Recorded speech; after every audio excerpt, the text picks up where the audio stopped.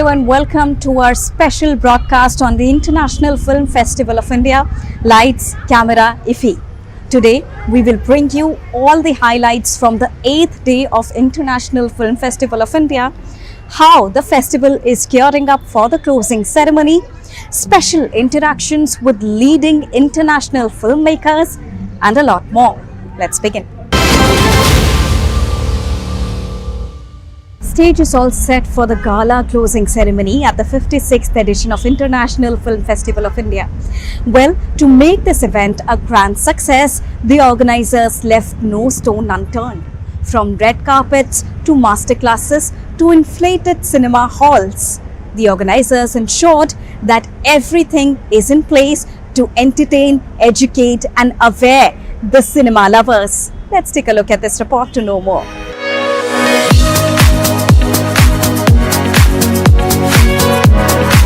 The 56th edition of IIFI comes closer towards its conclusion. The 9-day extravaganza weaved a story of production, co-production, collaboration, creative delight, and a seamless cultural rendezvous. From having screenings of national, international, and regional cinema to hosting the big stars of the cinema industry beyond the boundaries, IIFI showcased it all frame by frame. This is one such banner where the stars walked with grace and thanked IIFI. Young minds jumped in happiness and scripted an unforgettable moment and cultural performances bound all in an experience bringing the picture of incredible India to the globe. So it's great to be in Goa. I love coming to the IIFI festival. It's absolutely amazing, and every year it grows so much in scale. But this year I'm absolutely, honored simply because I've got a film that is premiering over here, Papa Boka, which I had the honor to actually compose the music for. Well, IIFI has done a splendid work, and I'm very proud to be part of IIFI International Film Festival of the Government of India, NB Ministry, everybody, Doordarshan, everybody had done. To do a festival of this magnitude is phenomenal. I see other people also. We get to meet international people. We are also, the most important thing, it also becomes a platform for people who have made smaller films, who have made a lot of films, and they don't get a platform. So at least over here, Waves Bazaar is a revolutionary thing that has happened. We have to say thank you so much for our government that they are thinking a lot about new filmmakers and young talents. This is like, with this award, so many filmmakers get so much, inspired to make more films. We've been working day and night on this film.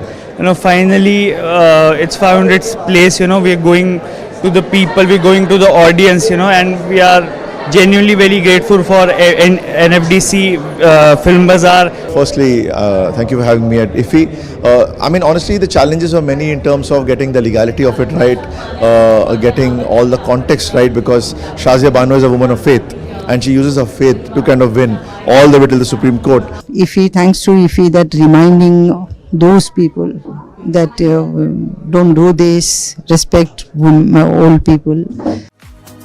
IIFI not only brought an array of films together that includes gender bender like Poppy and Lala, Thudurum that boasts entertainment and technology, world premieres like The President's Cake, and films with social message like Khoya Paya, but also included specially restored items like Sholay Spike and films like 1989's Nagarjun's Shiva. The team at IIFI spent day and night to make it a huge success. Right from the rolling of the red carpets to the inflated cinema halls to ensure seamless entertainment, special postal exhibitions, IIFI turned Goa into the hub of entertainment and all things cinema. Each member of IIFI turned it into a delightful experience for the global audience. Now, as we move towards the day of awards, recognition and a memorable night, the stage is all set for the gala closing ceremony of the 56th edition that will also honor and remember the late legendary actor Dharmendra. So there you saw that how IIFI is beautifully decked up for the closing ceremony, and a lot of entertainment took place in so many days as of now. We'll get you all the latest on the closing ceremony with live visuals as well. Keep watching DD India. Life of Pi fame Suraj Sharma returns to the big screen once again, this time collaborating with the American filmmaker for the movie This Tempting Madness, which is going to have its world premiere today at the 56th edition of IIFI. We had a word with the director, American filmmaker Jennifer, as well as Suraj Sharma. Let's take a listen to them. And right now we are joined by the Life of Pi fame, Mr. Suraj Sharma. Suraj, very warm welcome back to India. When we talk about the Life of Pi journey and your journey from India to America, many of the fans really want to know that how the journey has been so far for Suraj Sharma. It's been great. It's been a long, good journey. I've been able to do good things with good people. I've been able to go to places that I never thought I'd get to go to. I've been able to do characters where, you know, every time it's like a different journey, a different voice that I have to adopt. And it's fun. I've loved it. But there's a long way to go, so I can't treat it like, you know. How is it being, coming back to India and promoting your own film at your homeland? It's fantastic. I love it. Every time I come back, I'm happier than anywhere else, to be honest. Also Goa, I just love. I've got so many friends over here, so many good memories. So to come back with something like this over here is fantastic.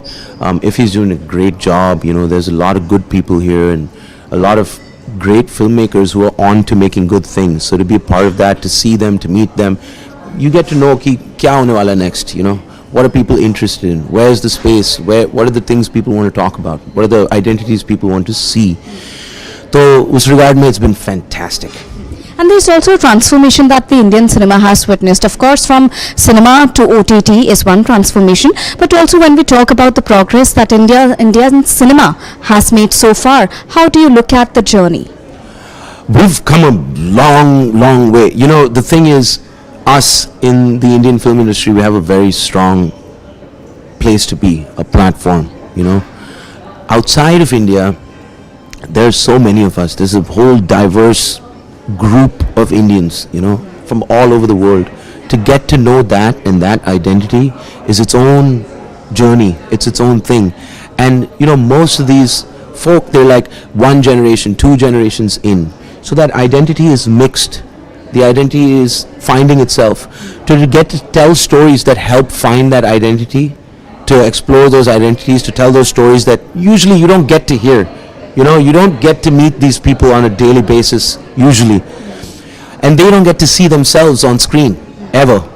So to find that place and space and be able to tell those stories is fantastic. It's fun. It's really fun. So when we talk about co-collaboration and collaboration, which has been an underlining theme of this particular edition of IIFI as well, you've been an example of it through Life of Pi and now this time with this Tempting Madness, right? So how do you see the collaboration aspect of it and what could be the future growth scenario for this?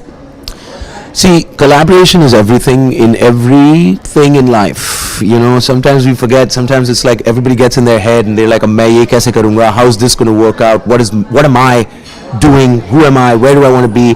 But the truth is, none of this happens by itself. Like right now, it's not you and me. It's you, me, him shooting this thing and everybody watching, right? The collaboration is a constant. In film, it's really important. To be a part of those collaborations in a healthy, good way is great. And in as far as working outside of India is considered, my hope is to help bridge this whole thing, right? To create a space in cinema and for Indians to be normal human beings telling good stories. That's my hope and my goal. To do that is tough. And has been, but it's been fun also. It's been fantastic. And to know that we're going somewhere with this, it's not like this is the end. There's a huge amount of progress that we've made and a huge amount of progress that is to be made. It's been fantastic. Hopefully with the support of the people, we can keep it moving forward and we can get it to an even better place where our stories are not just seen by us, but by everybody. And in that way, we are known to the world as the storytellers we are. And talking about future collaborations, any of your dreams that you would like to share with us that you really dream of working with this director or that director here in India itself? Well, obviously there's a fair few. One of my things is I really want to work with Adil Hussain again. I love him. He is one of my mentors. But we had a time where we got to work together a couple of times, but it didn't happen. Nasir sir is another one. Nawazuddin Siddiqui is another one. These people I really look forward up to. I did Gulmohar, which I did with Manoj Bajpayee, who's amazing. Alia Bhatt I really like. I think she's a fantastic actor. There's so many people. The list will kind of keep going on and on actually for me, but the truth is I just want to tell good stories in the right place at the right time in a way that people can get to see it and promote depth in cinema. The depth in the cinema part, to me, is very important, because at the end of the day, that's what people remember. All right, thank you so much, Suraj, and all the very best for your film. Thank you. So there you heard straight from Suraj Sharma, who is now really excited for his upcoming film, which is world premiering at the 56th edition of IIFI. So do go and watch that film, which is a world premiere at IIFI. So this Tempting Madness is premiering at the 56th edition of International Film Festival of India, and we have with us the director of the film, Jennifer. Jennifer, a very warm welcome to India first of all. How are you liking India, and especially your thoughts about IIFI? I'm loving India. It's a beautiful country. This is my first time in Goa, and not my first time in India, but my first time in Goa, and it's just been exceptional. It's absolutely gorgeous, and the people are so warm and inviting. So what actually motivated you to collaborate with an Indian actor for an American psychological thriller? Sure. So at the time we had open casting across Hollywood. We were looking at a lot of really big actresses in Hollywood, and Simone Ashley was hot off of Bridgerton, and when we met with her, she was just so exciting. Immediately I remember leaving the meeting and thinking, this is Mia. She just understood she just understood the psyche of the characters so well, and she just had this fierce intensity to her that she really wanted to bring to it, and I was very excited for what she would do for the role. And how's your experience, having worked with the Indian actor, Suraj Sharma? Amazing. I'm so excited. So because we cast Simone Ashley, we ended up casting her whole family around her with South Asian actors, and I got the pleasure of getting to work with Suraj. And he's just a gift to any director, truly, because he has the ability to really dig deep and find great emotional depth in his characters, and to that end, he also is able to infuse things with humor without it ever being over the top, and it's just wonderful, particularly because we have a very intense psychological thriller, and so when it's so intense, to have that little bit of levity and somebody that knows how to navigate that and also is able to simultaneously have extreme warmth and also access extreme aggression is just incredible. What are your expectations from IIFI and the Indian audiences? Well, I don't think that I have an expectation of them, but I really, really hope that you enjoy it. I really hope that audiences resonate with the film and that they are able to walk out of it with discussion, and that they want to talk about it after the fact, just with each other, to try to unpack it. It deals with a lot of interesting social issues that can be tough to have clear answers on, and I think they warrant discussion, and I hope that I have created an exciting psychological ride for people to enjoy. Jennifer, your particular approach has been really, diversifying, not only having the Indian actors, but also, focusing on Asian countries and especially coming to India for the film promotion. And apart from that, you're an American director. That's right. Looking at the diversified roles, the diversified scenes, and the diversified experiences you've come across, what do you think of the transformational journey that cinema has witnessed, and especially through your eyes? Well, I mean, to that end, India has such a strong history of film, and to me, there's no reason that the industry shouldn't be more interactive with each other. There's such a rich history here to cinema that I think it's just exciting to be a part of it in some small way. And also, are you a fan of Bollywood by any chance? I have definitely seen a few Bollywood films that I love, but not as many as I should, and I can't wait to deep dive and do more of them. And when we talk, also Hollywood films. Oh wow! Yeah. So. Yeah. And when we talk about having that deep dive into Bollywood films, what do you think of India and America's collaborations in the sector of films and cinema? I think it's not done enough. like I just think that there's so much interesting so many interesting stories, so much interesting content, so much interesting diversity of cultures here to explore, both within India and also in India's influence on the world, that to me it's something that film should be looking to explore more. Thank you so much, Jennifer, for talking Thank you. to us. So there you heard from the director of This Tempting Madness, which is going to premiere at the 56th edition of International Film Festival of India. So do go and watch this psychological thriller, and you will also get to see the fame of Pai Suraj Sharma there. The President's Cake, an internationally acclaimed film that won accolades at Cannes Film Festival, Busan International Film Festival, is currently being premiered at different film festivals across the world, and also had a premiere at the International Film Festival of India here in Goa. We had an exclusive conversation with the editor of the film, who talked about his connection with India, the storyline of the film, and the message it aims to deliver. Let's take a listen. And we are now joined by the editor of The President's Cake, Mr. Alexandru Radu. Now, The President's Cake, the film, has been awarded twice at the Cannes Film Festival. It won accolades at the PIF, Busan International Film Festival. It's premiering at the 56th edition of International Film Festival, and at the same time it is getting premiered at 4 different editions of film festivals across the world. First of all, many congratulations to you on the super success of this film. Thank you very much. Tell us about this film. What was the idea, the motivation behind such a storyline? Basically it's a story from Iraq. Part of it is a story from Hassan's childhood with his grandma, with a little bit of the places where he lived. And it's a film about how the dictatorship in one country and also the sanctions by other countries actually affect the people's life, not the things that were supposed to affect, like the removing the dictator or removing the political regime. So it's about how these things affect the people, the normal people, let's call them, life. Politics and showcasing harmony. They are 2 different topics, and that 2 very hard topics. But you've shown that very beautifully through the eyes of a young girl. How difficult was the entire shooting period, and especially shooting with such a young girl, but still she looks so strong on the screen? It was tough. It was really tough.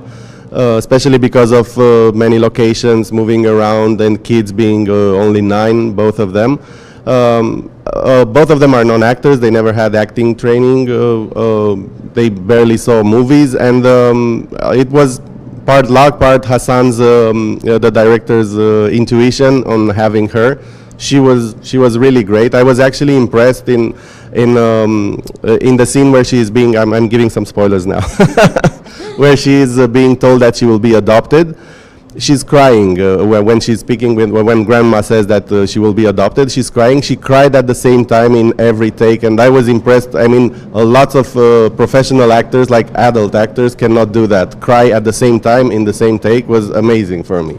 How did you made that possible? Because, this is such a importance. This is such an important topic. It's a very hard topic as well, because children who are adopted, they go through a lot, and there's a mental trauma associated with it, and even when they move on to their adult age, there are reflections of it. You caught the nerve right at the beginning itself, and this is very beautifully shown in the picture itself. How did you make it possible? It was the way Hassan worked with the kids before the shoot. Like, he befriended them and told them the story, played games with them, and they trusted him. And it was actually nothing less of a miracle, because usually kids like skip, look in the camera, get bored. They were not. They were like so professional. It's incredible. It's already an international award-winning film, and many of the journalists also said today that it should go into the Oscars as well. Were you expecting such great reception from the global audiences? To be honest, when I got the script and I spoke first with Hassan about it, I knew the plot is great. The plot of a little girl being picked to bake a cake for Saddam Hussein, and after the true story, because this thing used to happen in Iraq. I thought the plot is great, and if it were to be selected in some festivals, then it will reach worldwide attention, because it's great, and also it looks fabulous. You should watch it. Oh, yes, of course, definitely. But while the film is premiering across the world, you also took out time to come here at IIFI, International Film Festival of India, here in Goa itself. What was the motivation behind it, and why IIFI is so important to you? I've heard about Romanian movies being here. I'm from Romania, by the way. I also like this part of the world a lot. This year I've been a bit south to Sri Lanka, and I've never been to Goa also, and I wanted to come. And I think it's a very beautiful place, and especially the people make it very, very beautiful. I love the hospitality and everything here. And you have a deep-rooted connection with Asia, and especially with India, with your grandmother being a fluent speaker in Sanskrit. Tell us about that. It's a long story. She studied Sanskrit, Old Greek, and Farsi in school and university, actually. She was passionate about foreign languages, old languages. She also studied, I don't know if I'm saying it correctly in English, heraldic and numismatic, we call it, like the flags and the coins of countries. She studied history, and yeah, she loved this part. She had a cousin that was actually dressing. He was in India in the 40s, and he was always dressed in. He became Hindu or something. I don't know exactly how the translation was made back then, because he was Christian, and then he moved to Hinduism, and he was coming to Romania dressed like this. We had pictures of him, like really strange for a very conservative part of Romania for someone to look like this. And I really like this part of the world, especially also for the food. The food is amazing. Thank you for that. Thank you. All right, so thank you so much, Mr. Dadu, for joining us and talking to us. It's a pleasure to host you in India and to have you on DD India. Thank you too. It's been an amazing time. Thank you.